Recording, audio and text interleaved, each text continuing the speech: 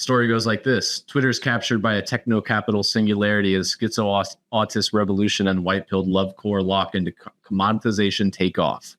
Logistically accelerating techno-economic interactivity crumbles social order in an auto-sophisticating cult runaway. The hyper-financialized network tribe develop its own market intelligence. Cult.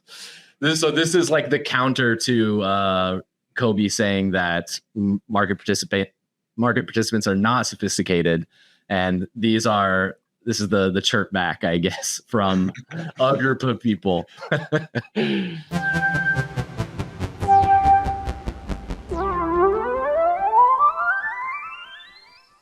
GM episode 33 of Internet Explorers, live here, 10 a.m. Pacific, 1 p.m. Eastern, every Friday.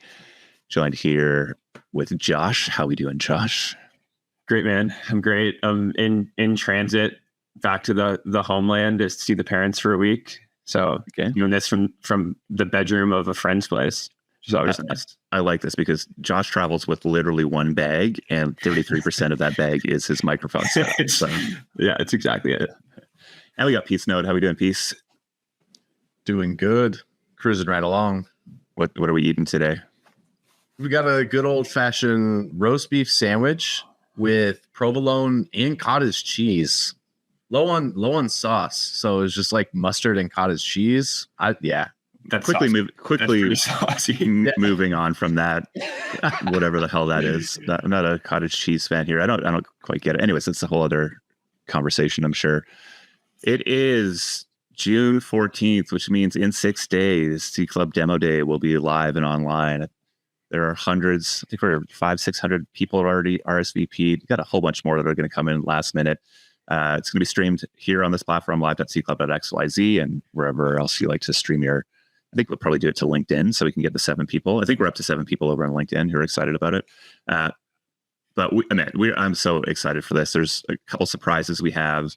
And the thing I'm most excited about is just the incredible products these folks are building. Like, I think it's going to expand your understanding of the potentials of where consumer crypto can go.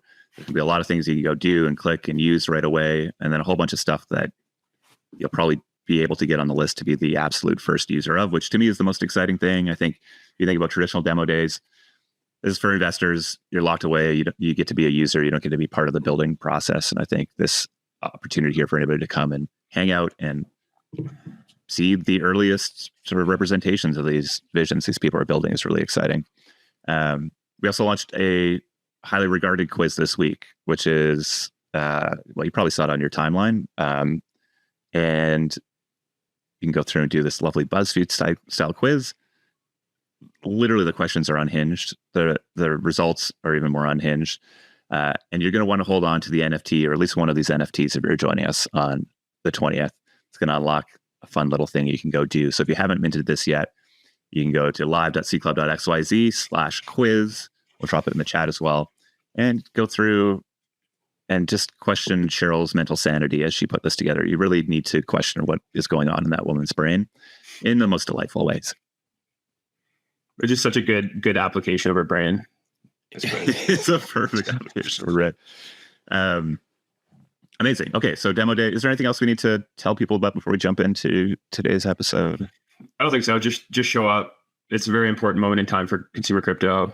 I think there's a lot of just like doubt or questioning on where it's going. Is this just going to be kind of speculation and rotating casinos and whatever the kind of popular narrative of the day is forever? And I think these 10 projects are just proof that it won't be. You don't buy the whole narrative that friend tech is dead and therefore consumer crypto is dead and we should all pack it up and go home? I do not buy that narrative, no. Shocking to me, Josh. Absolutely shocking. Cool. All right. Well, let's jump into today's episode. Lots to get into. Yeah, let's get Smoovie up here. Smoovie's from Sanko. Is that right? Yeah, Smoovie, what's up, man? Is it Sanko or Sanko? Hey guys. I say Sanko. Happy to be here. I guess it depends on where you're from, what your accent is, but I normally go with Sanko. But yeah, what's up? Okay, I get it because it's either Toronto or Tirana, and it's Tirana if you're from Canada. So Sanko or Sanko. I get it. Okay, I'm with it. Yeah, we're good.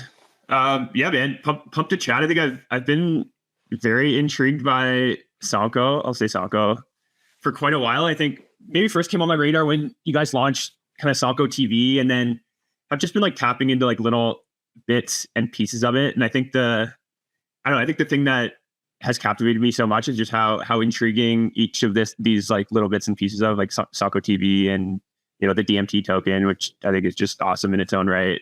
But I have like no idea how to kind of piece all these things together into an understanding of what like Sanko the world is.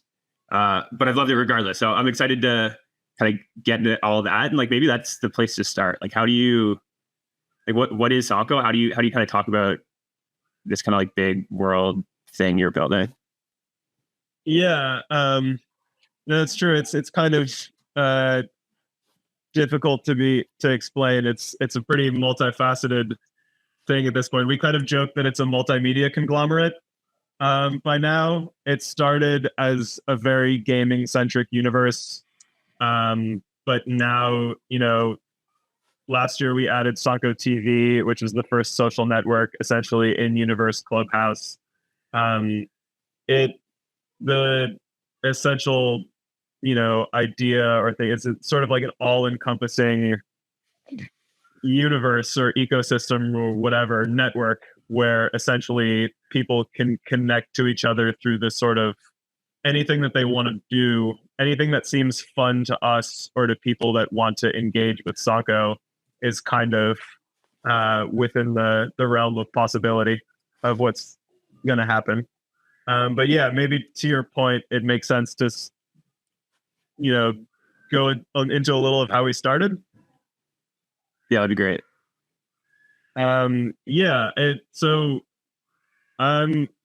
Okay, background of me. Hi, I'm Mr. Smoovie Williams. I'm one of the co-founders of Sanko, along with my associate, Mr. Phone.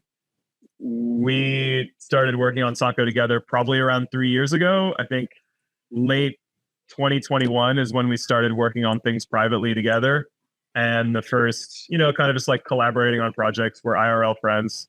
And then kind of like spring 2022 is when we started talking about Sanko or releasing it in earnest. It started, the first launch was like an NFT project called Sakura Park.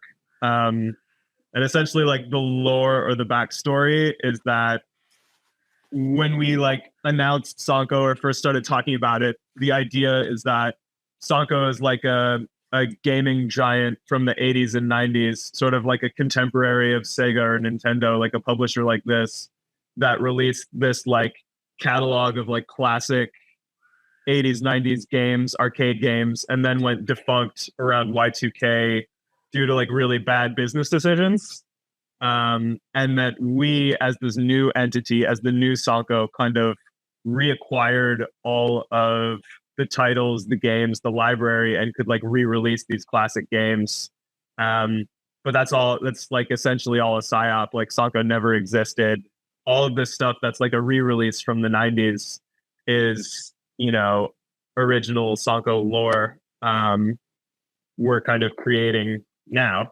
But yeah, so we kind of just put that out without really explaining it, and people didn't really get it. There was kind of this Mandela effect where people thought they remembered Sanko or were like really excited and hyped, and like after minting already would then like Google it and find that nothing existed, even in spite of their memory that they knew it existed. And so then there was kind of, I don't know, people were into it to our surprise and, you know, delight. And so then it kind of became this thing where it's like, okay, so this is sick as an art project, but when are the games coming out? When are you guys launching the stuff? And at the time, that was news to us. We didn't really have plans for the stuff either. So we were like, oh, okay, sick. I guess we will start making games or some other things.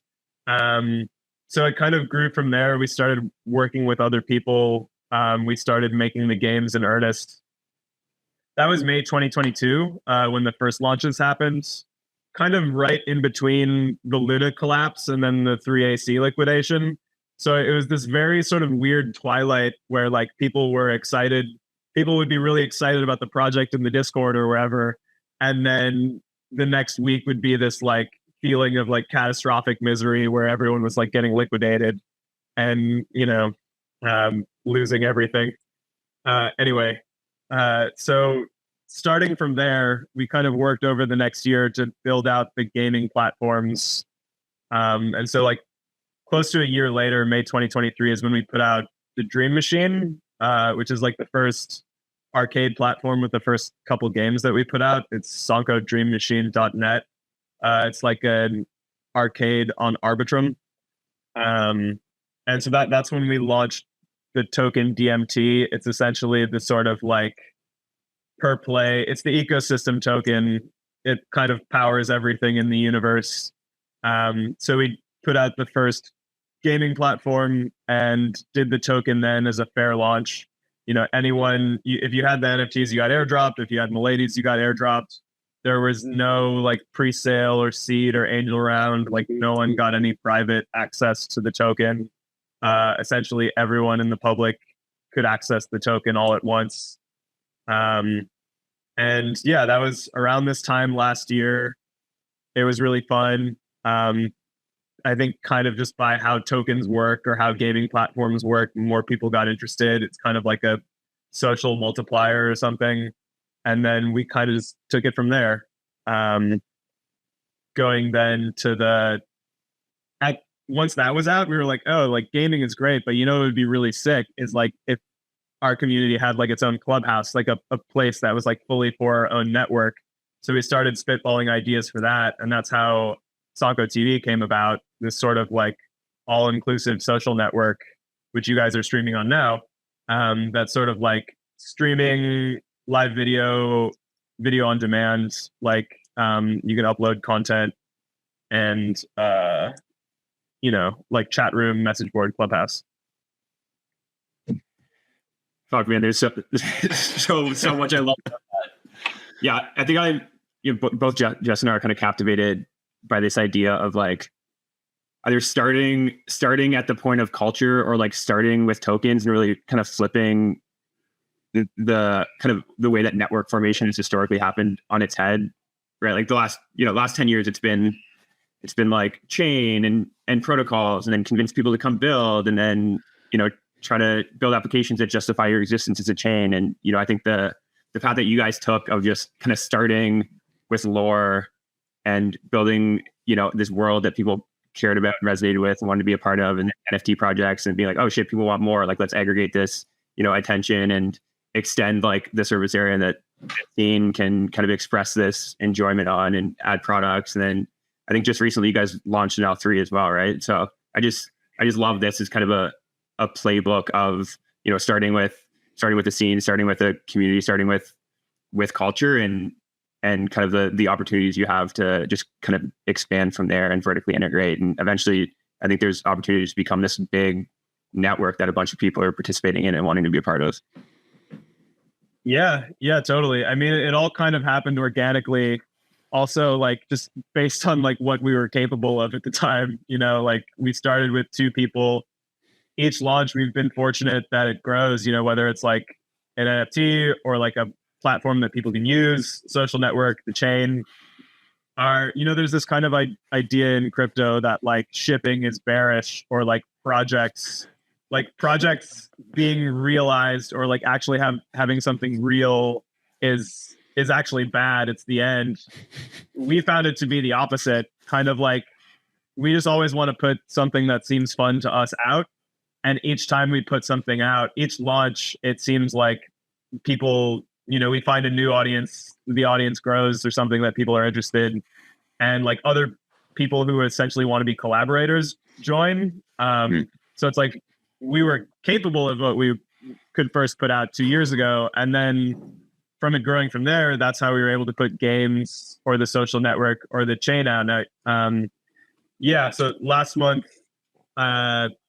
in May, which is kind of like around the 1-year anniversary of the token or the gaming platform coming out, we launched Sanko Mainnet, the Orbit chain, sort of like self-contained chain, with our first flagship game, which is here, Sanko Pets, and sort of all the sort of chain infrastructure that someone would need, like a DEX and NFT DEX, charting terminal, all of that good stuff.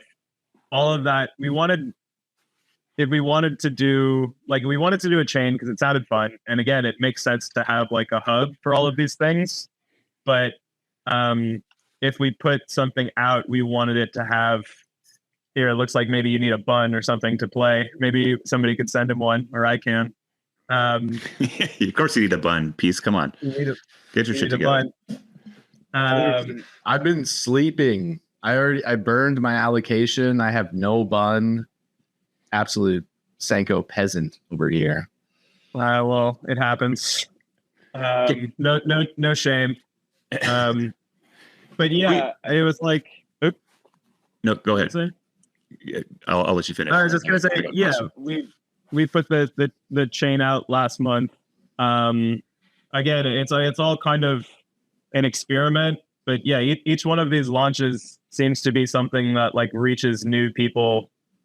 I don't know. Sanko Pets and the ideas behind it, how the game works, has kind of been my focus for the last few months. So I'm really excited to see it out in people's hands. So we've talked a lot about L3s and thought a lot about L3s, and to me, they sort of live in this like kind of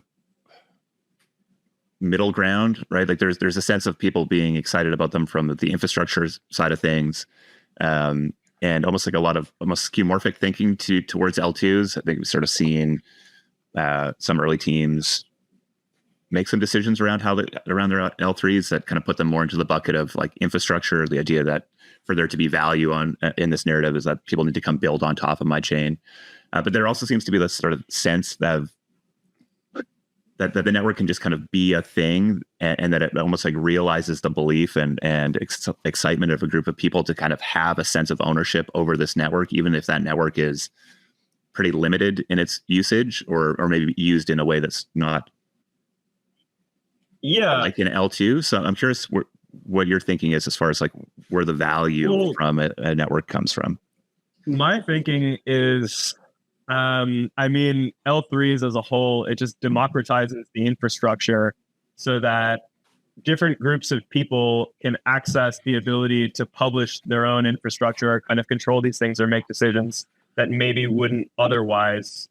And I think to a point, as a whole, it probably lowers the idea of the value of infrastructure in general. Like, I think you see these like chains launching these like phantom L1s that are still launching with like $10 billion FDV, and it isn't really related to any sort of tangible value or usage. In my view, the value of all things in crypto or in general comes from users. Like, it comes from usage. We're very proud that we already have the highest TVL among any L3, or we have like the highest, determinable user metrics.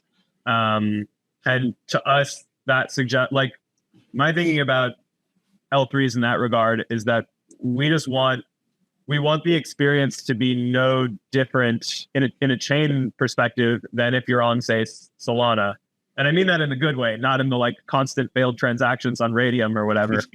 But I mean in the sense that it's like as accessible, super fast, super cheap. You can have the ideal user experience so that it's indistinguishable from like L1, L2, L3 becomes meaningless. It all comes down to how good the user experience is. And if it is good, and if you have everything in place that everyone wants to use, then that determines where things go from there. So the core for your strategy around the L3s, you just need to have dope things built on this chain, and therefore, and that'll be a valuable endeavor. So it is very much like L2 in that thinking that this is infrastructure, and the value that infrastructure grows by developers building on top of it. Definitely. Developers building things that people want to use. I mean, us as Sanko, is our manifest or our mission is just to do things that are fun. We generally have a good feeling or a sense that if we think an idea is fun or it would be cool, then the people that are our friends, our community, or our users will also think it's fun. That's how we make decisions as well. So identify with that deeply. Yeah, totally. I mean, totally. I think it's interesting to we've talked a lot about even on the stream, this idea of like there's almost like the factory farmed tokens and like the organic free range tokens, and we've come through this era where like there's no shortage of gaming infrastructure plays, right, that have probably been funded, I don't know, many orders of magnitude larger than I'm assuming the funding that you've had. So we haven't talked about that yet. But it just seems more likely to me that the compelling on-chain experiences games are probably going to come from the bottoms up with the group of people who are just excited to fuck around with stuff than to be like imposed from the top down in some AAA game. That's the thing. You can't fake the funk, man. Like it does all happen naturally. That's to your point, such a good statement. Yeah, to your point about funding, which I think is really important. So we have zero. We're entirely self-funded. We're entirely self-started.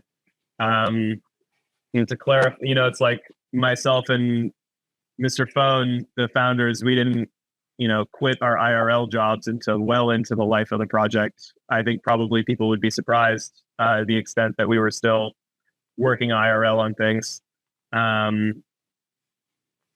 But yeah, I think that's liberating in a way, and that no one can tell us what to do. Like Sanko has complete independent control of itself, which these AAA games, there might be things where the infrastructure looks great or whatever, but there's a lot of decisions that are like made in like a boardroom or top down, or like are like made in a blog post or a Medium or something, and then that isn't really gonna find people, or isn't quite gonna be as fun as people are hoping it to be.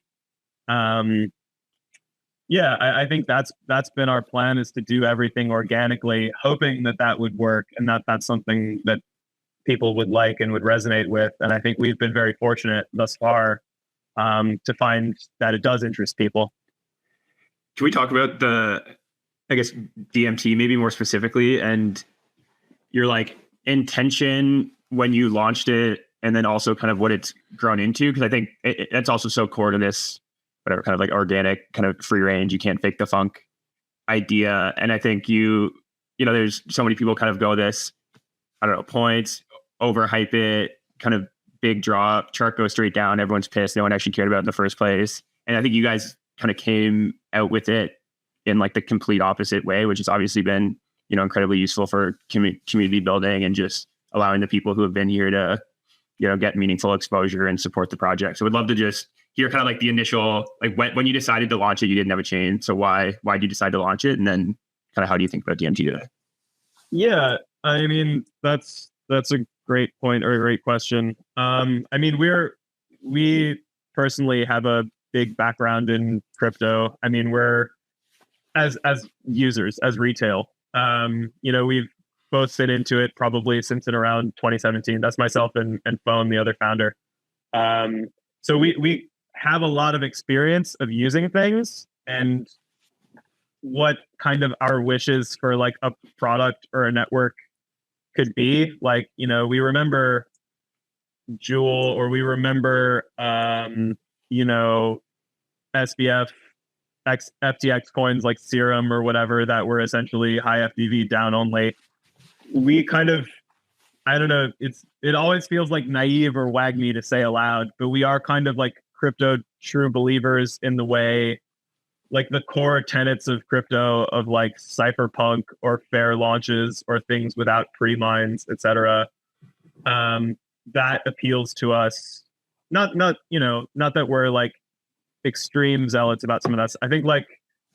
I think we both think that there's a lot of things about Ethereum and the way it launched and things like that are really beautiful, and that we wanted to essentially replicate or do with our own ideas, and see if that worked for like a gaming thing. We didn't necessarily know how it would work. Like when we put the token out, yes, it was pre-chain, but it wasn't pre the games needing the token to interact with the games. So there was still sort of like utility use basis. We've always viewed it as a utility token, or something that's like connected with the actual organic use of this stuff. And yeah, I think what we've learned a lot about tokens from there is that if they aren't down only, if they aren't exploitative, extractive schemes, they actually have this very interesting social multiplier effect that happens where, again, it sounds very corny and wagmy and like very something that a lot of CT would be very cynical about, but it is something where people form a community or whatever around it, and they find common value or discussion with each other, and they're sort of like able to grow their own insular thing from there. And I think when you give people, we always say it's like, you know, in this case where there are no unlocks, there are no private investors, there's no sword of Damocles of a massive dump looming over your head. It gives people the feeling that they can actually experience the positive network effects of something organic, where like as it grows, they experience the positive network effects of that via something like the token. So they are actually, they really feel like a part of it in a different way. Preach. Love that. Also, just watching Peace just hang out on Sanko TV. I mean, he's Well, just we're talking enamored here, of the it's awesome. chat here. He's up in. I don't know. I honestly don't know how. Like, Peace is like the ultimate Sanko community member. I think. I don't know why he hasn't been on there. I don't either. Well, we solved it today. Yeah, well, you know, we all have stuff going on. We're all busy. To this day, I still have yet to stream. I'm a simp on Sanko TV. I gift everybody and I show up in people's chats, but I have never actually streamed myself. Well, you kind of did, I guess, in a way. Yeah, Chat's going yeah, wild. That's going wild. I've made some appearances. Yeah. They're calling you retail, Schmoob. So Hey, I am. that means- I'm yeah. proud of it. If you're retail, what does that make me? It's the that one was a chat great piece line. that stood out. That's Yeah, great. that was a great Yeah. line. Well, All right, man. Well, we're all someone's retail. That's it. Yeah, I mean, I see so many similarities in how we see the world here. So it's been incredible to have you on here today. Give us a bit of an intro. Give us some more buttons to go click on chain. What do people have to look forward to? What are you working on right now? Well, I mean, a bunch of stuff. Where to start? Updates came in Sanko Pets this week. You know, hibernation started. If you haven't fed your bun, it goes into hibernation, and you can right now, but if a hibernating bun will not be able to access the farm or the mini games like the wheel, there's more fun mini games coming to, like Sanko Pets is something that it's always evolving, or it's always going to be growing on a daily or weekly basis. We kind of modeled that on Neopets, where with Neopets, the game was different every day. There were new games, new items, like every single day something changed, which to us is really interesting. For Sanko TV, I think GB, Kurtner, the dev, one of the main devs on that, just put out some new like custom stickers and emotes. So there's like new bells and whistles on Sanko TV. And for the chain, for the core infrastructure, we just made multi-sigs available today. So if you're bridging a large amount of liquidity over, or, you know, an amount that's a large amount to you, you can put it in a multi-sig on Sanko. It's in collaboration with Den. It's the same contracts as Safe or Gnosis, if you're familiar with those multi-sigs. You know, that was kind of important to us. But yeah, it's like, and a few other platforms additionally as well. There might be something very fun to do with meme coins coming shortly. But yeah, that's Very kind good. of how it's going. Josh's eyes perk up. Let's go. Like Dan is Yeah. part of the Seed Club family, so love to hear that you're working with those guys. Great human beings. Yeah. Cool, man. All right, we got to leave it there. We got a lot else to get into here, but I think you've probably piqued the interest of a lot of our viewers here today. Love that. Yeah, This is no the very worries. first show. We're up on Sanko.tv, and I think that's maybe the first of many. Seems like a very natural place for us to stream to here. Yeah. Very cool. Yeah. That's awesome. Happy to have you here. And yeah, hope I didn't ramble too much. Thanks for indulging me. It was wonderful. It was We beautiful. love a man. good rant. We love Thanks a for good coming, rant. dude. Yeah, appreciate you taking Yeah. time. Cheers. No worries. Take care, guys. Peace. Peace. So, fuck yes. Big time. I don't know. I think we probably share a sense that this is like more of the future than kind of the world that we're in right now. And that I'm not sure most people, like, I think, you know, it's fun to be in these moments where you're like, oh, actually, I think that's clearly going to be the future. And then you look around and be like, well, but other people don't think that. Like the vast majority of people don't think that right now. And it's important not to be shaken from your beliefs here. Tokens are cool. Being a part of the story of tokens in a way that feels fair and that you feel early to is really essential. And I don't see that, like, that's happening in meme coins, but I think there's like a sense of that falling off a little bit early. There's only so much scale I think you can get out of just a pure attention speculation. I think it can get a lot bigger, but from a builder perspective, kind of hard to wrap your head around how you go do that consistently. But this feels like we start to sit in, you know, so the world that I think we're more comfortable in. I'd frame up Seed Club using much of the same language he's using for gaming there. This idea of there being like a home base, this world that you can be a part of. There's a network that you're going to be an owner in that you can build on. And I think that, it's pretty expansive. Yeah, I started writing or working on my Enjoy pitch for next week, and like I think it was like late last night. I was in the car driving here, so I was driving, and I was like starting to pound it out. And then this morning, started like diving deeper into Sanko, and I was like, oh, this is like a new type of thing. You can see the roots back to things like Friends with Benefits or benefits to the other DAO components. I kind of wrote this. Sorry, keep going. Well, these L3s is maybe like the new representation of that and far more accessible. You know, it's like the thing that enabled token gated chats and discords and sort of that speculative interest in tokens that represented that was just like this really easy mechanism that you could use to add utility to a token. And like maybe the corollary there is like the ability to spin up an L3 today. Like it's not meaningfully more difficult. I mean, it is, but it's within the realm of possibility for many more teams. Yeah, this line kind of came out that was like, we need more tokens that kind of have the like expansive ambitions of like infrastructure tokens, but the kind of like identity mimetic, like grassrootsiness of meme coins. And I think the like tokens and worlds that can kind of combine those two things, which this feels like Sanko feels kind of bang on to, I think are going to be the big dogs of tomorrow. I love that we didn't even ask what Mr. Smoovie Williams was referring to. I feel like there's just some core info we missed out on here. Yes, Mr. Phone too. Yeah, I mean the combination of those I think is people kept talking about this wheel. Anyways, my mind's captivated by I mean, I think people, you know, there's sort of this like byproduct of meme coins where there's like a disdain for them. I think that emerges around them, that we're kind of in that narrative, or at least that's been a persistent narrative.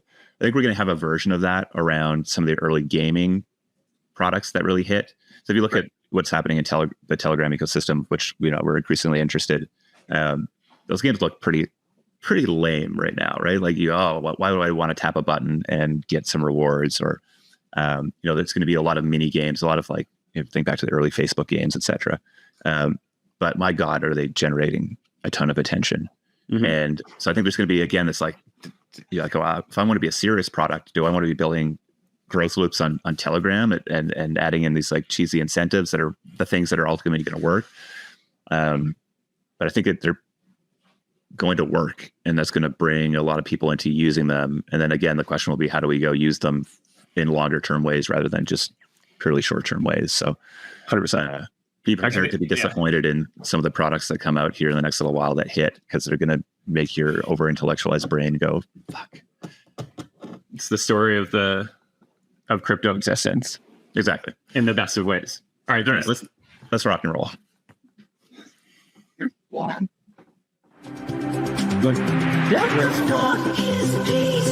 Doing onchain.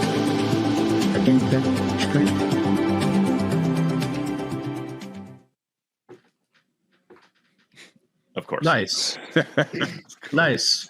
Yeah. So this week, back on Bitcoin, baby, with the mother chain. There are 6 days left to bridge your Soggets, your Lasogette. And so I took the plunge and I burned them right onto the mother chain. So Lasogette is a project by Le Puppets, the creator of Bitcoin Puppets. and Radbro hooked it up with this sick bridge to the mother chain, and basically you just connect your Bitcoin wallet, connect your ETH wallet, bang on a transaction, and then it sends them, and it's really cool. So like this is what they look like on ETH. This is I guess it's a communist one, but a sleepy one. Just nice. And then I love it. They get like super compressed here. Come on. Yeah, that's nice. Look at that. You even see the individual layers load, which is fucking lit because of what is it? Recursion? I don't know. I'm not a developer, but it's sick. It's sick how you can actually like taste the difference of it being on Bitcoin. Yeah, well, it has to be made like all the layers are made small as hell so that it even loads, which is not doing. It's just which it's not doing, which is super annoying. But here's like this is like how small it is on Bitcoin, which is awesome. So you have to zoom in, and it's like all shitty. Oh yeah, this is my other Lasogette, but that's fine. Did Bitcoin or change it from being communist to not communist? No, that was a different. That was just a different token. Yeah, it would have been pretty incredible. I know. No, I had a pair of these bad boys. So let's see. Okay, so can I ask an important question? Yeah. Why? Because provenance. Oh, okay.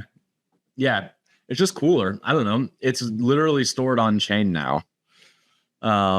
Which is sick, and it's worth its weight in Satoshis, whereas an NFT is just literally a hyperlink worth nothing on Ethereum.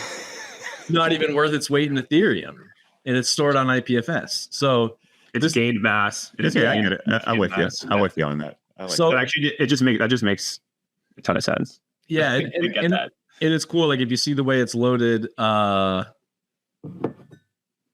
It happens in all these different layers because each layer asset is actually minted individually, and then the ordinal refers to those other places that is stored on Bitcoin and assembles it all together to create this locked state. So yeah, it's just cool. All right. Well, I'm happy that we've gone back into Bitcoin. I feel like there was like a ton of hype around it, and then people were like, well, that's interesting. Bitcoin's dead, runes are dead, etc., which is very rarely the case. So I love that you're back into poking buttons. Sounds like a bottom signal to me. Totally. And yeah, I was stoked to come here and find out also that Radbro is launching a rune, and this is just like, I think it's a master class here. I mean, look at this. The supply is only 210,000, which is 100 times rarer than Bitcoin. Fucking amazing. And you can only get this rune in two ways. You can claim it with Radbro ordinals or buy it on secondaries. So the first 20,000 runes will be distributed to the 5,000 Radbro ordinals via a gradual emission over 30 days. So it's hodl to earn, which means only delisted Radbros will be earning these runes. And when you click these little fuckers, you can just like in real time see my count of runes going up. And yeah, pretty satisfying. And so I can't wait to get in here and be able to claim these fellas. But claiming is not live. And let's see, does it give us info? Follow Radbro Webring. Nice. Will do. All right. So that's what I've been up to. Good stuff. I love that you're back on your bullshit. Oh yeah. It's great. All right. I love having 19 minutes for all of this. Actually. Okay, so yeah, I wanted to kick off talking about, I don't know, Jess, we've kind of been banging our heads together a bunch about, I guess, just like on-chain distribution ecosystem. I think consumer crypto product discovery, just kind of like a bunch of stuff that Layer 3 is kind of exploring and sitting on. So they announced, I guess, a $15 million Series A raise this week, pretty significant. Been on a pretty cool journey over the last couple of years, kind of evolving from a DAO bounty platform, which is like very much how I still remember them, or I'm kind of like anchored on the original Layer 3. But I think over the last few years, they've really kind of evolved into this like attention token distribution network they are today.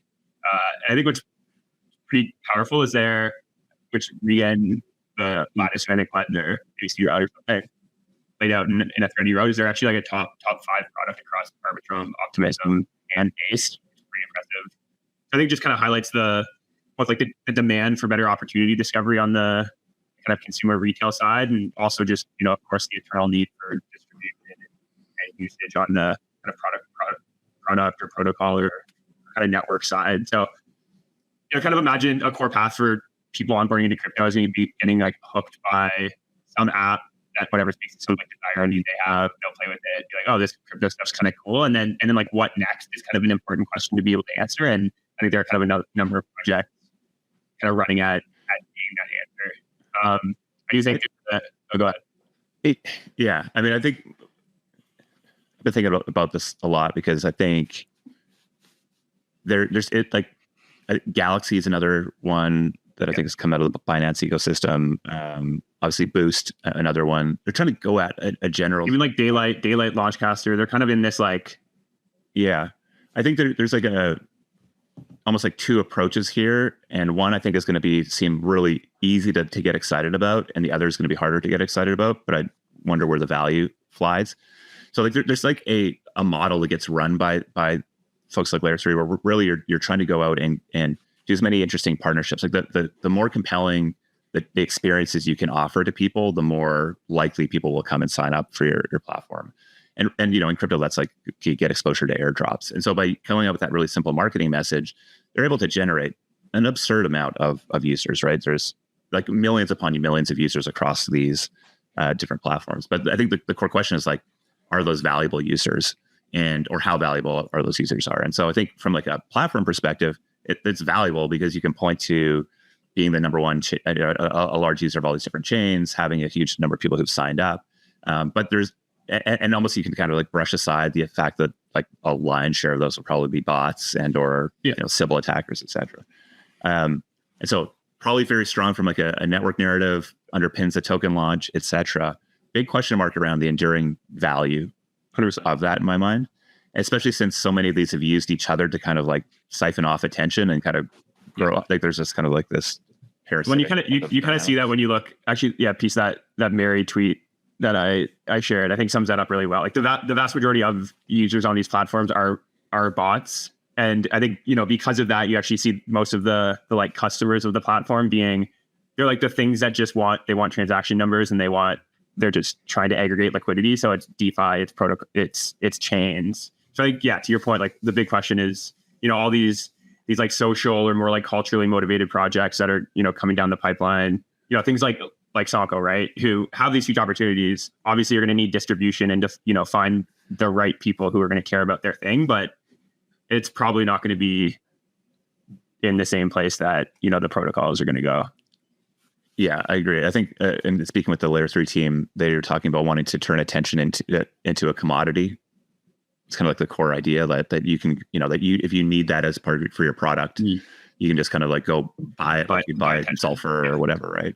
Which clearly there's, that's advertising as Facebook. So I think there's clearly a big market here. I think the ability in which these teams have to be able to like target beyond the sort of general is probably going to be a big one. And I think that again is like the argument that like a Galaxy or Layer 3 would make, so that they can kind of sit on top of these places and give people a reason to kind of like associate their identity in whatever format that looks like with themselves. And therefore you can imagine a bunch of like more nuanced distributions happening after it. So I think it's really interesting. I think it's interesting that the VCs are very excited about it. To me, that just says, okay, they're getting ready to launch a token. So congratulations to them. Layer 3 chain is coming soon for sure. Oh, there it is. Is that real? Okay, it's their token. I don't think they said Layer 3, but yeah, interesting. Something that we're definitely paying attention to is, I think, our belief in distribution and attention as like a core component to what we're building in C Club, but then also just to any product success is big. So I'd sort of put Layer 3 in these Quest platforms as like a really interesting tool. Daylight, really interesting tool. I think Telegram apps are the other really interesting tool that I would put in the same basket, and they're all competing for that same thing of like, how do you go find pockets of attention, deliver compelling experiences, leverage those experiences to reach more people. Anyways, Yeah. They're all tools. There's a CAC LTV calculation to do somewhere, and if it makes sense, then giddy up. I mean, watching what Adam Levy and Cooper have been doing on Boost is also interesting. They have doing dashboards up. You can they've used Layer3, they've used Boost to drive very specific outcomes, which are mints of a podcast or mints of a song, and done it pretty economically so far. So I think you can go search those student dashboards if you want to have a look at those. Yep. All right, cool. Let's jump over to the software creator. So I had this on our stack last week, but I don't know, Derek and I got too caught up in other topics and we never got to it. So just wanted to highlight it again here because I think it's just such an interesting concept, and I think touches on or really like underpins some of the opportunities that we've been talking about existing in crypto. So, and you wrote a great article here just kind of highlighting the inevitable rise of software creators in the age of AI. So she talks about how, the democratization of media creation ultimately led to content creators, and the democratization of software is going to lead to software creators. So I think one good quote from the article is that software will no longer be built just by a professional class for a professional class, just like content. Software will now be created by everyone for everyone and to serve every kind of need, big or small.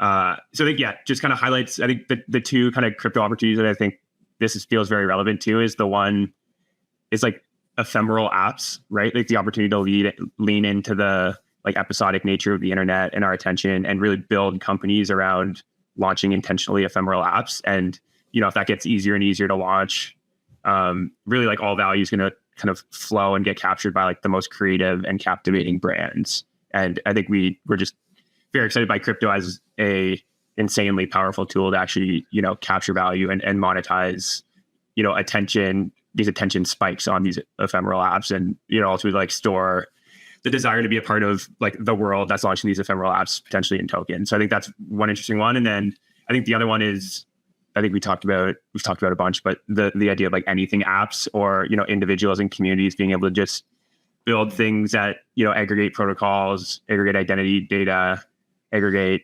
whatever into these kind of specific these experiences designed for like the specific type of person that is a part of their community or kind of hangs around them. And, again, like if the cost of software creation goes to zero, like, all value is going to flow to these like communities and scenes and brands and that people ultimately want to be a part of. So I think it's just going to get the more I think about this, the more I just like insane the future starts to look. I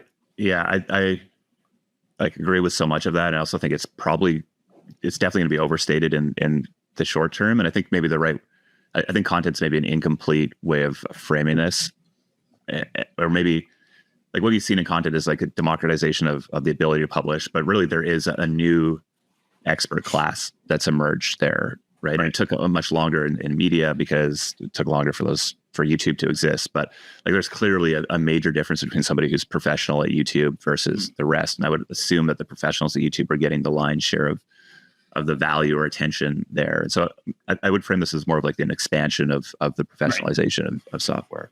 That's fair. And so, but yeah, I think it's most likely bringing down the cost for teams of talented individuals to go do more bigger and interesting things, which I think is the space that we're most interested in. Yeah, it's gonna like justify more niche. Exactly. The ephemeral software is down for sure. Yeah. Like you can be a van life dude and have your own TV show now, and so you can be whatever the equivalent of that is for software. Yeah. Totally. Great post. Okay, let's jump to Zapper. So they introduced the Zapper protocol this week.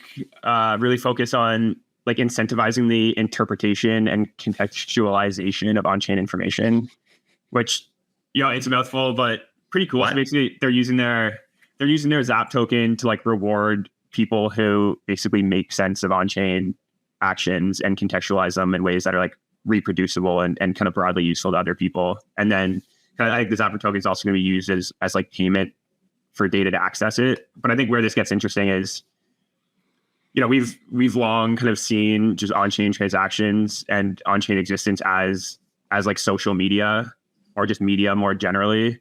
And I think, we've seen one approach to that is kind of what like Interface is doing, which is kind of the like scaled social feed on this data. I follow my friends, I see the transactions they're doing, feels very social, it's awesome and cool.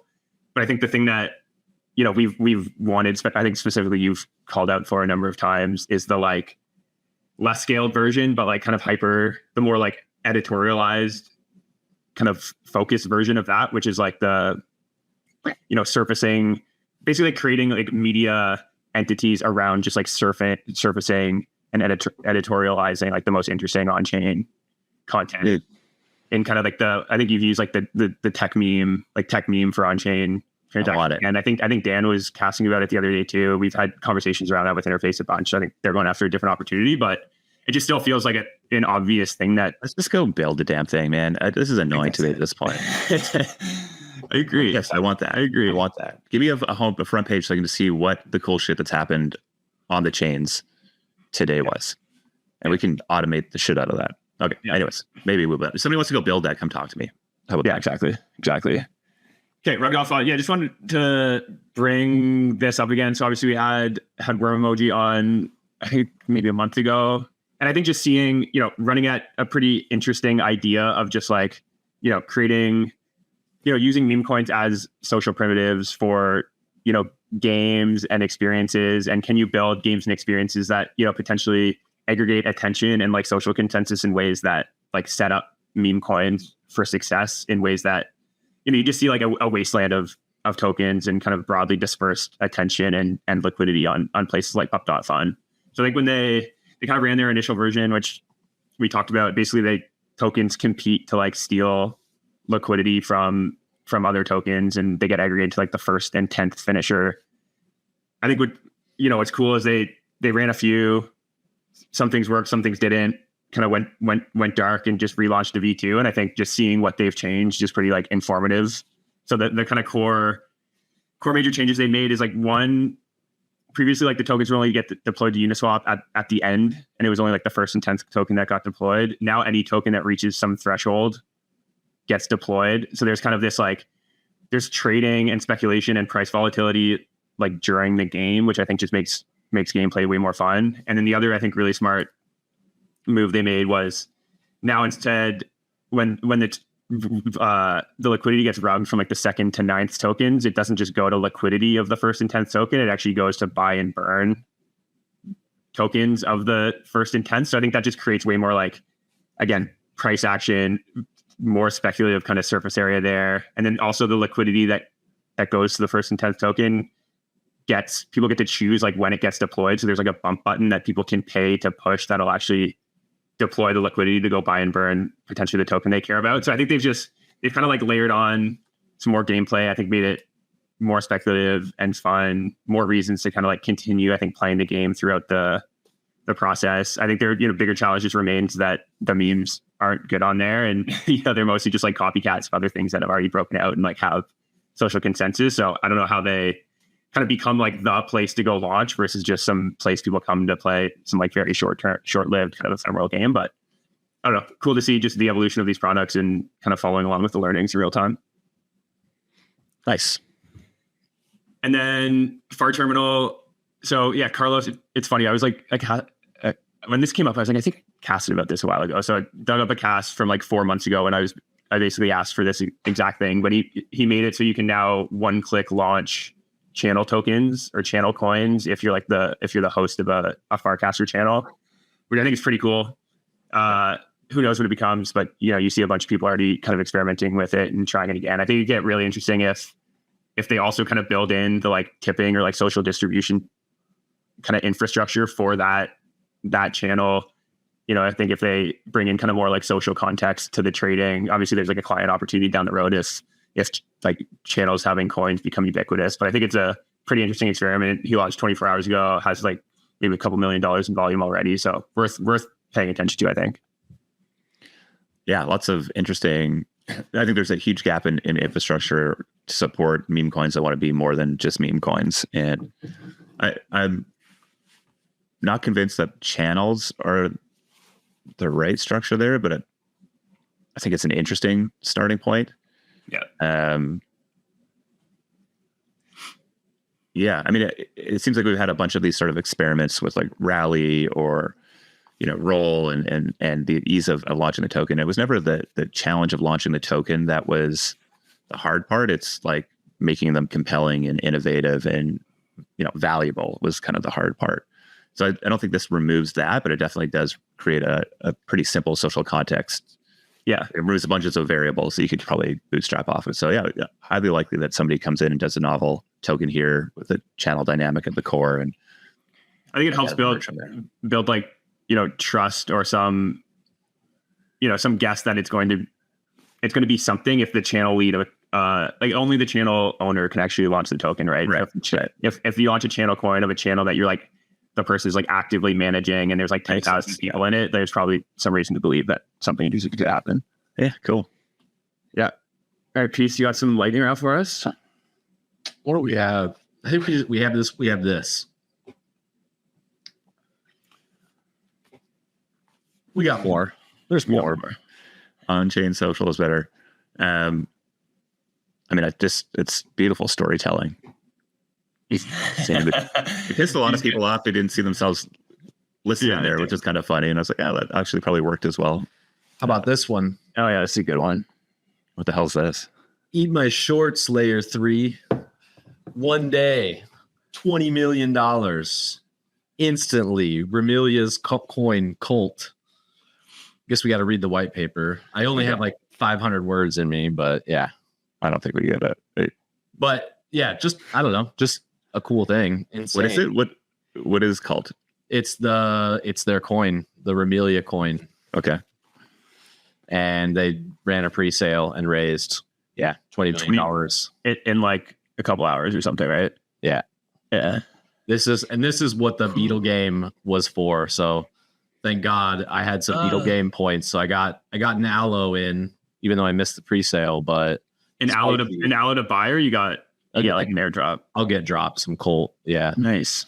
But yeah. ICOs, baby. We back? Yeah. Something like that.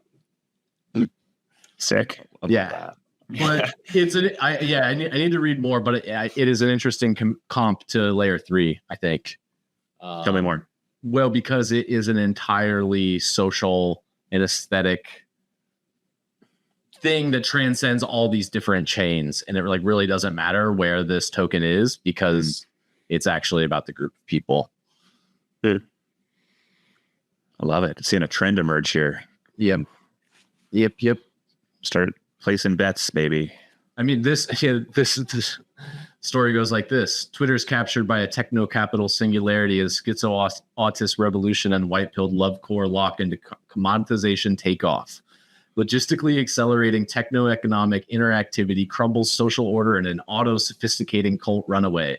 The hyper-financialized network tribe develop its own market intelligence. Cult.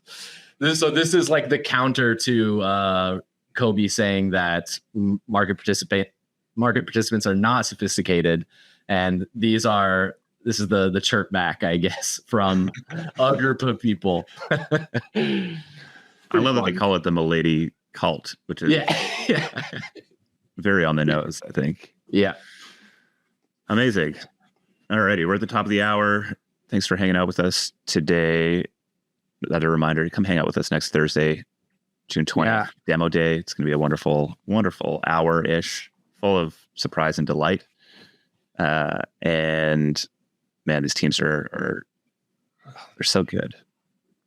Just great human beings with these big, absurd visions.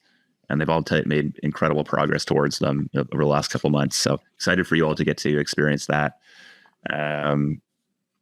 So make sure you go mint that highly regarded NFT and come hang out with us on Thursday. Anything else? I feel like that's it.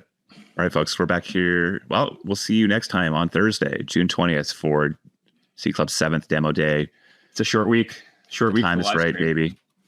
And then we'll be back here again Friday, 10 a.m. Pacific, 1 p.m. Eastern. So probably debrief a bunch of that and more. See what else happens over the week. Thanks for hanging out with us today. Thanks to our guests today. And look forward to seeing you on chain until we see you online next week.